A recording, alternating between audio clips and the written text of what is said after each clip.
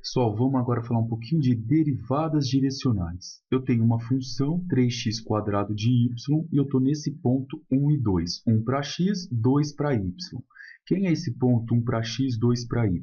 Substituindo aqui, ó, 1 e 2, eu tenho 3 vezes 1² vezes o y, que é 2. Isso daqui vai dar 3 vezes 2, 6. Então, essa minha função no ponto 1 e 2 vale 6. Então, eu estou nesse ponto aqui, ele está no chão, o ponto 1 e 2, e eu quero subir 6 unidades em relação, subindo aqui, acompanhando o eixo Z. No item A, ele pergunta, ó, se eu estou nesse ponto, descrito por essa função, e quero atingir a minha direção máxima, qual caminho que eu devo tomar? Qual vetor que eu devo seguir como direção? Por isso que a gente chama de derivada direcional. Então, quem te dá o caminho que você tem que seguir para ter a direção máxima é o que a gente chama de vetor gradiente. Então, ó, para você atingir, no caso,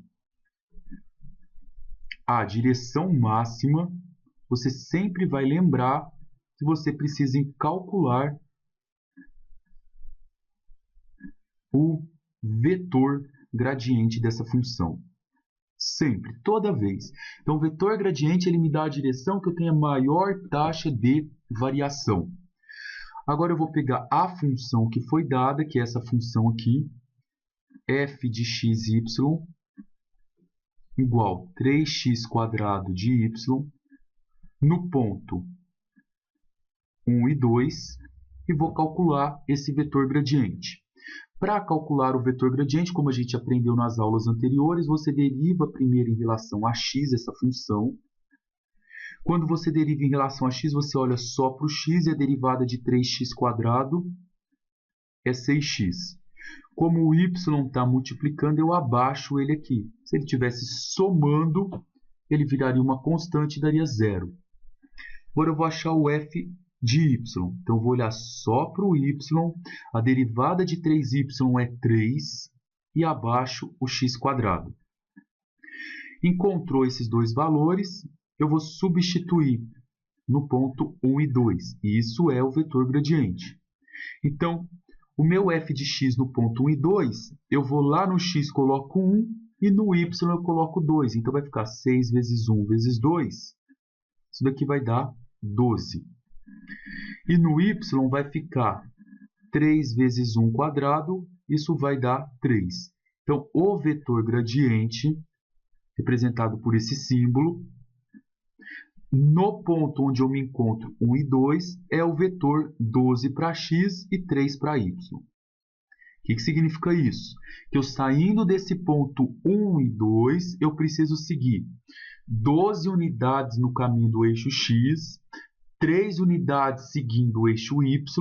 Seguindo essas duas direções, eu vou atingir o meu ponto máximo. Tá? Como que eu calculo agora a taxa de variação? O tamanho desse vetor. O tamanho desse vetor é dado pelas coordenadas de cada um ao quadrado. Lembra que a gente demonstrou? Ó, é o tamanho, o módulo do vetor. Isso é a taxa de variação. Então, aqui vai ficar 12² mais 3². Então, o tamanho desse vetor aqui, 12² é 144, 3² é 9, 144 com 9 vai dar 153. Eu estou sem calculadora aqui, mas raiz quadrada de 153 vai dar 13 vezes 3 dá 169. Aí 144 deve dar uns 12,3, 12,4 aí. Vou colocar aqui mais ou menos 12,4, tá? Então, ó, para eu atingir a direção máxima, eu vou sair desse ponto, quero chegar nesse ponto que é o 6, que é o meu objetivo. Para isso, eu preciso seguir esse vetor. E se eu sigo esse vetor para chegar aqui no 6, que é o meu ponto que eu quero atingir, as retas tangentes elas estão sofrendo uma variação naquele plano de 12,4. Agora, vamos entender o que é a direcional. Se eu não quero seguir esse caminho aqui, ó, desse vetor, 12 para x e 3 para y, eu quero seguir um outro caminho qualquer. Eu vou ter outra taxa de variação e essa taxa de variação não vai ser mais a máxima. Então, qualquer outro caminho que eu queira seguir, eu não tenho mais um valor 12,4. Eu vou ter um valor um pouco menor que raiz de 153. Então, para que eu descubra qual o comportamento das retas quando eu sigo esse caminho 3i mais 4j? Ah, professor, mas o que é 3i mais 4j? 3i mais 4j é um vetor. Vocês lembram que um vetor pode ser escrito assim, ó? 3i mais 4j são as coordenadas da base canônica, são os vetores unitários. Se eu quero deixar esse vetor com uma cara mais apresentável, mais fácil, eu posso escrever ele assim, ó. O i é a coordenada do eixo x, e o j sempre é a coordenada do eixo y. Então, esse vetor pode ser escrito como 3 e 4. Se eu sigo essa direção ao invés dessa direção, qual a taxa de variação? E aí entra o conceito de derivada direcional. Então, para você calcular a derivada direcional, olha a fórmula aqui. Você vai pegar o gradiente da função no ponto onde você se encontra e vai fazer o escalar com o vetor unitário que você quer seguir. Você não quer essa direção, você quer essa. Então, você vai calcular o vetor unitário desse ponto. Se você não lembra como calcula o vetor unitário, assista a videoaula anterior. Então, esse meu vetor é A. Para calcular o unitário, eu pego o vetor que eu tenho e divido pelo módulo dele. Então, isso daqui é a fórmula que a gente usa para calcular a derivada direcional.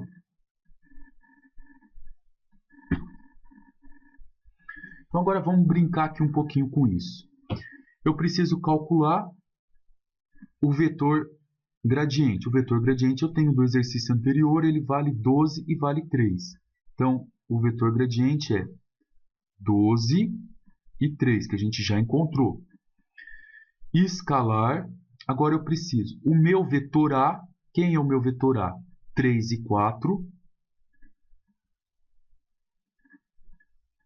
Dividido pelo módulo do A, é o vetor unitário nosso que a gente precisa.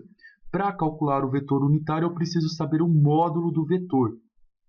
Para eu calcular o módulo de A, eu venho aqui, ó, raiz quadrada do primeiro mais o segundo ao quadrado.